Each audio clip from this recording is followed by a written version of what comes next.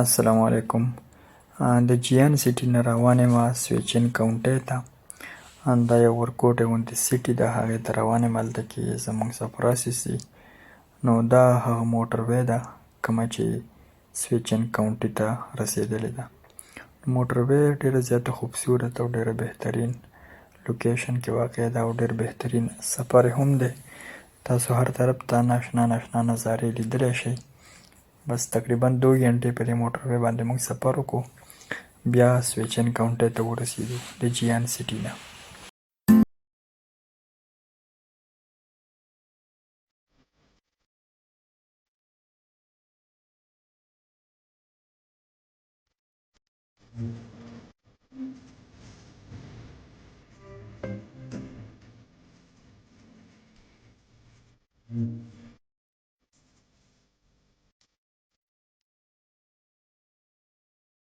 تقریبا 2 غنټې سفر نه بعد موږ سویچن کاونټۍ ته راورسېدو. نو دلته کې تاسو دا خوبصورت بلډینګز کتلی شئ. دا هم ډېره زیاته ښایسته او ډېره صفا ایریا ده. ډېر ښکلی لوک ورکوي، هر ځای کې ډېر زیات ښایسته دی. دې سیټي ته موږ ایله را انټر شولو. دې هوټل کې مو روم بک کړلو او دا ورسره بهر ویو ده.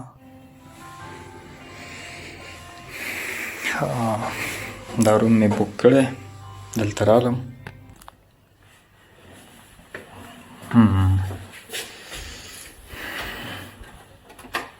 کې المارۍ ده، دغه شان دا پکې اټیچ واشرومونه دي، باتروم، بیسن وغیره، ډرایر، هر څه پراته دي.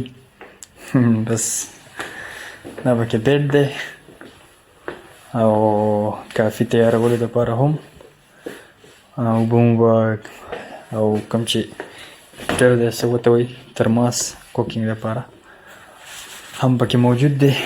ولږ د وینډو سایډ ته به ورشو چې بهر کې زموږ ویو څه ده او بلډینګز دي. اوکې تھینکس، اټس ګوډ.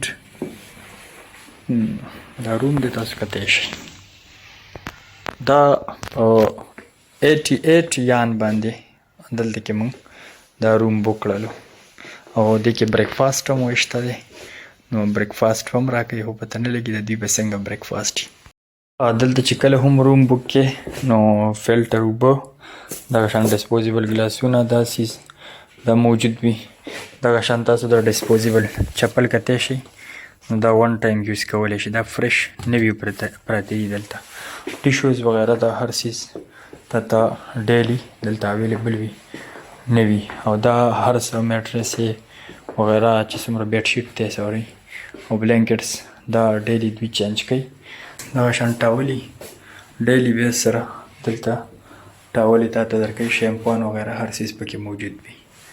او دا د دې باتروم دی، خو د دوی باترومونو کې غټه مسله دا ده چې اوبه پکې نه وي، ټیشو به یې وڅکي. دلته هر هوټل کې بل دا یو کمال وي، دلته دا یو سیټینګ دوی کړی وي چې کوم هوټل ته هم ځي دا کارډ ورته یوز کړي دلته چې دا کې د بجلي آن شي. نو تاسو لیدای شئ ایر کنډیشن، اګزاست، هر یو څیز اټومیټیکلی هغه سټارټ شولو. نو کوم هوټلو ته چې هم ځي، زما خو تقریبا دا 4م دی که 5م هوټل دی چې چینج کوم. ټول هوټلز کې دا یو سیم پروسیجر دی. سویچن سیټي کې یم. دا یو سیټي غټه سیټي ده، داسې خوره ده، خو دا نور سیټیز په شان نه ده. لږه مطلب په ډي ګروپ کې راځي د چاینا چې کم مطلب اخیری کمزوری ګروپ دی، هغه ګروپ کې دا سیټي هم راځي. یعنې مطلب دا دومره ایډوانس نه ده. تاسو دا غیر چاپیره کتلی شئ، دا هوټل دی. دا دلته یو روډ راغلی دی، انډرګراوند روډ دی.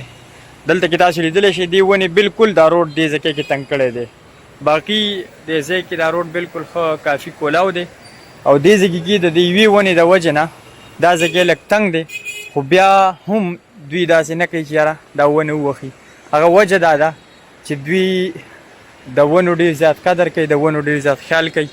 دا هیومن لایف ګڼي، مطلب د انسانانو ژوند په دې کې دی. نو په دې وجه باندې دوی ونو ته نقصان بالکل نه ورسوي. تاسو دا هر طرف ته کتلی شئ.